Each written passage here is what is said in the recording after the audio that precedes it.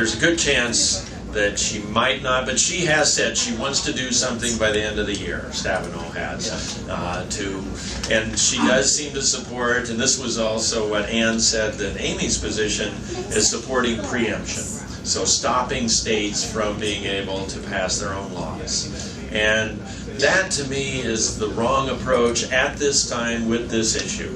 I mean, it took 30 states passing organic labeling before we got Congress to act. And here, this is where, you know, the laboratory of democracy is the states, and they're closest to the people.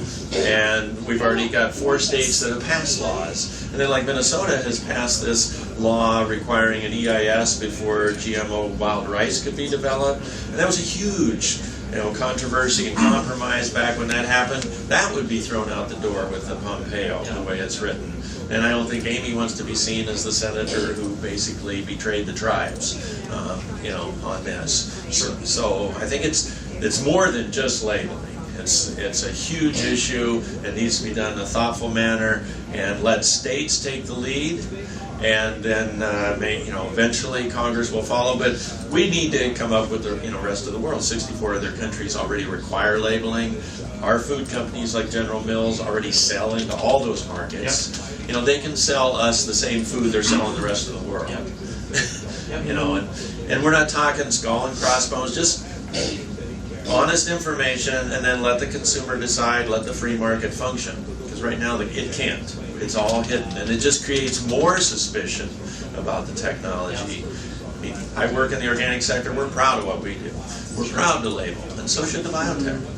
If it's doing good work, put it right out there. Yep. No, that makes sense. You know, and the people who want to avoid it, and this is part of it, and you know, it's prohibited in organic, and some people have said, and I've heard a report that even Amy said, people want to avoid GMOs, let them eat organic. Well, that's a little like Marie Antoinette, let them eat cake, you know, kind of thing.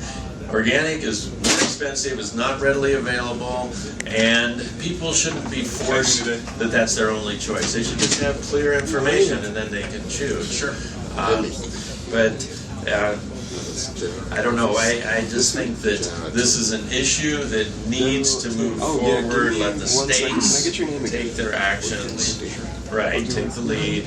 And I don't even know that Congress has the power to prohibit states from passing laws like this. You know, they can try and send signals and end up in court and be all drug out. Yeah. But states pass all kinds of food labeling laws already. You know, and even you look at the returnable bottles and cans. Different states have different labeling requirements about beverage containers. You know, is that going to be prohibited too? But there's just so many questions coming out about the technology itself too. I think it's not just a whim that people want to know.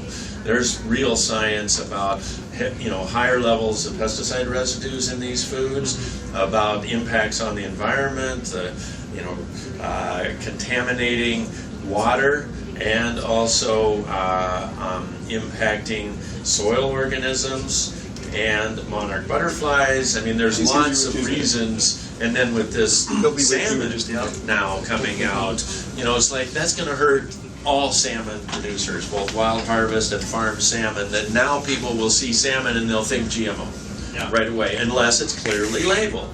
This is the GMO, maybe it's cheaper, whatever, you choose to buy it. But it's not, otherwise it's the people who want to avoid the technology are paying all the costs and taking the responsibility, and the patent holders are getting off totally scot-free. And that's just not right.